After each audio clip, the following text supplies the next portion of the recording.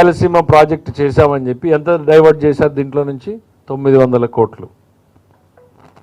ప్రజలందరికీ గుర్తు చేస్తా ఉన్నా, ఈ 900 కోట్ల అప్పు గురించి నేను గతంలో మాట్లాడితే నా మీద అనేక మంది విమర్శలు కూడా చేశారు.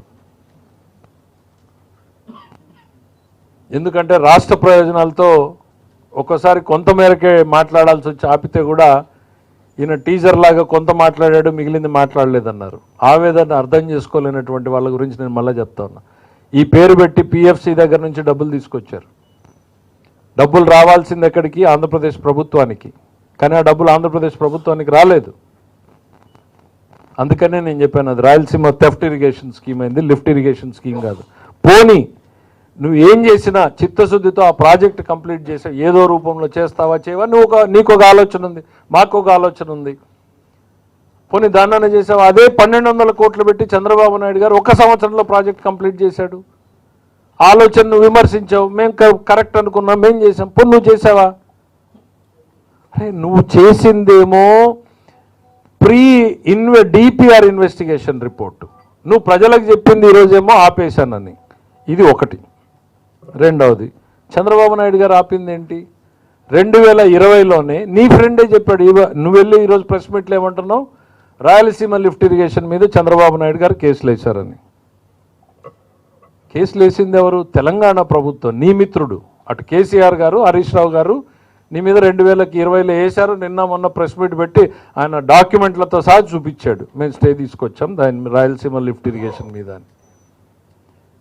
ఇప్పుడు చెప్పండి, చీకటి ఒప్పందాలు ఎవరికి ఉన్నాయి? ఈ రాష్ట్ర ప్రయోజనాల్ని తాకట్టు పెట్టింది ఎవరు?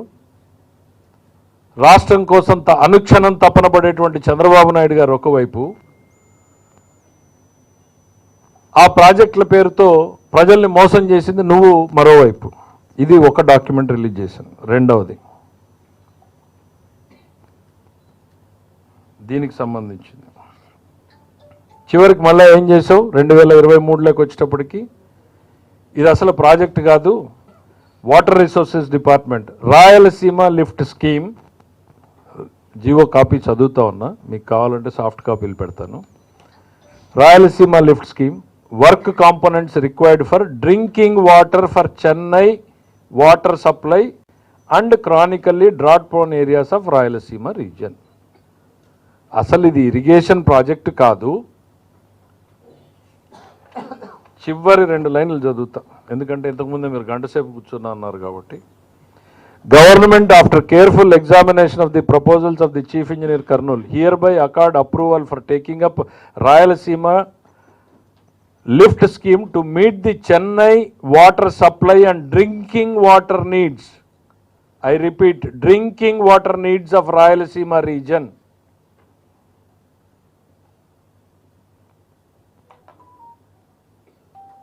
అది లిఫ్ట్ ఇరిగేషన్ స్కీమ్ కాదు, డిపిఆర్కి ప్రీ ఇన్వెస్టిగేషన్ అని చెప్పింది నువ్వే.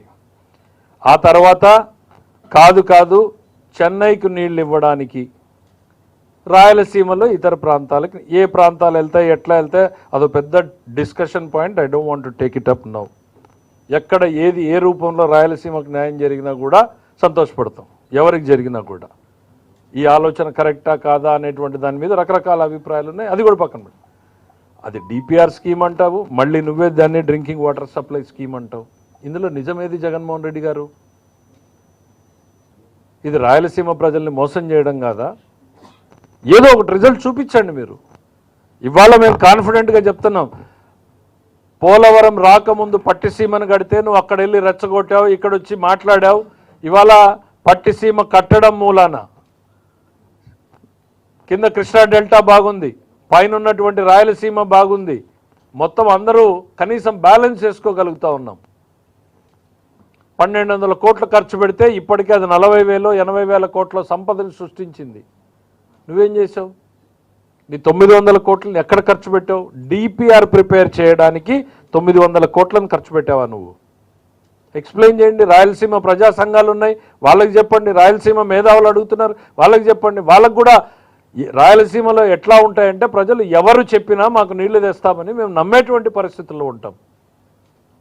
ఆ ప్రాంతంలో పోరాటాలు చేస్తున్నటువంటి ప్రజా సంఘాలు కానీ, పార్టీలు కానీ, మేధావులు కానీ, ఓకే ఇదేదో నాకు లాభం జరుగుతుంది, నాకు కాకపోయినా నా కొడుకులకో నా తరానికో నీళ్ళు వస్తాయనేటువంటి ఒక నమ్మకాన్ని వమ్ము చేసింది కాక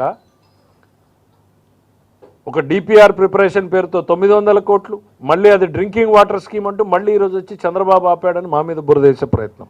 ఇక రాయలసీమ నీకున్న ప్రేమ ఎంత అనేటువంటిది కూడా ఈరోజు ప్రజలకు ఇంకో డాక్యుమెంట్ చూపించాలి. GO number 365 2020 8/7/2020.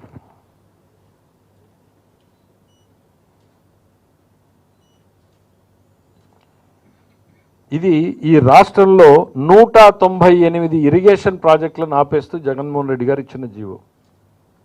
ఇందులో దాదాపు 102 పైన ఉన్నటువంటివి రాయలసీమ ప్రాజెక్టులు.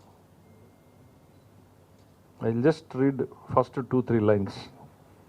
The government, after careful examination of the proposals of Chief Engineers of Water Resources Department as per para number 1 above, hereby accord approval for closure/pre-closure of 198 irrigation work agreements as under.